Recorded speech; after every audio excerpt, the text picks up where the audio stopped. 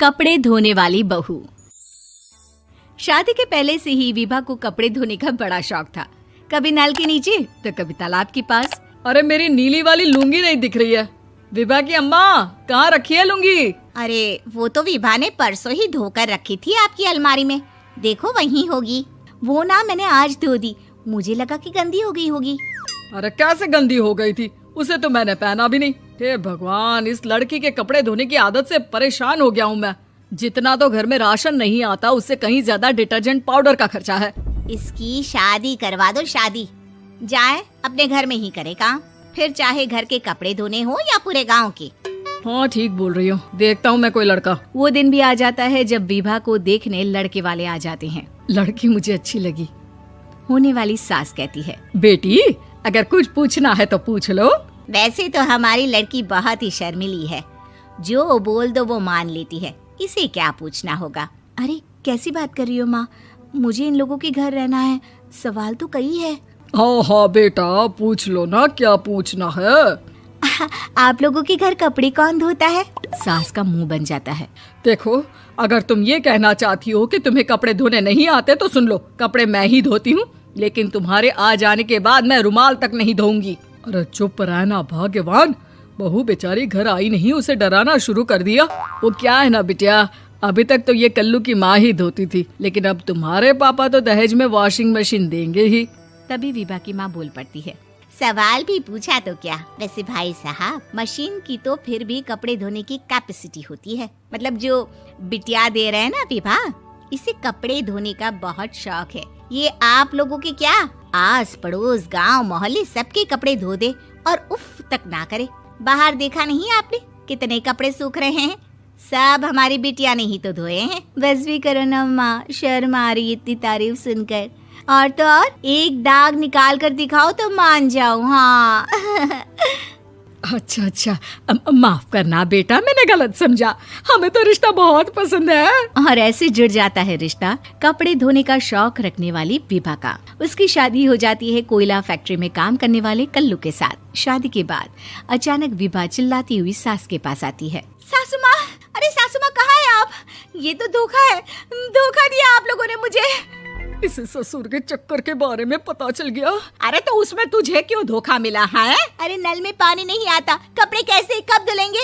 अच्छा, तू पानी नहीं आ रहा उसकी बात कर रही है। तो आपने क्या सोचा? कुछ नहीं। अच्छा, तेरी माँ ने कहा था कि कपड़े धोने का शौक है तुझे, याद आया मुझे। शौक बोलकर कपड़े धोने वाले मेरे जुनून को कम ना आके सासू माँ, कपड़ा धोना मेरा गुरूर है।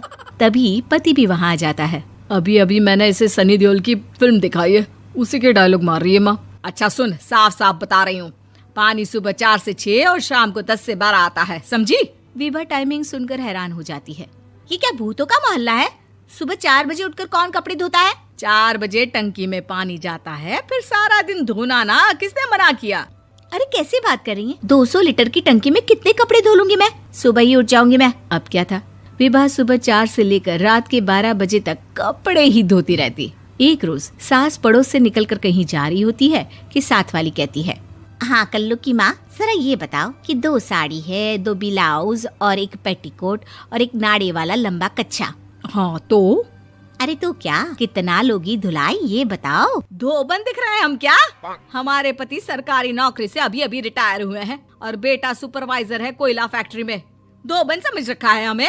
हाय रे कल्लू की अम्मा, माफ कर दो, वो तो मोहल्ले में यही सब बता रहे थे कि तुमने बहू को कपड़ा धुलवाने के काम में लगा दिया है। सास को पड़ोसन की बात सुनकर गुस्सा आ जाता है। वो घर पहुंचती है जहां घर के बाहर ही इतने सारे कपड़े सूख रहे होते हैं जितने कि किसी धोबन के घर पर। अरे ओ कल्लू की दुल्हन, बाहर निकल। माँ जी यहीं आ जाओ, बाथरूम में चादर धो रहे हैं हम। अरे अभी हम धोते हैं, तुमको बाहर निकलो। ये आस पड़ोस वाले बोल रहे हैं कि हम बहू से कपड़े धुलवा कर उसे कपड़ा धोने वाली बना दिए हैं। अरे छोड़ो ना माँ जी, किन लोगों की बातों में आती हो? आस पास के लोगों का तो काम ही होता है कि वो किसी तरह सास बहू को लड़ा दे। बहू सारे घर के कपड़े धोती है, ये क्या कम है? बोलिए। सास को भी लग जाता है कि वो बहू का ये सनकीपन नहीं छुड़वा सकती, इससे अच्छा है कि खुद ही चुप हो जाए।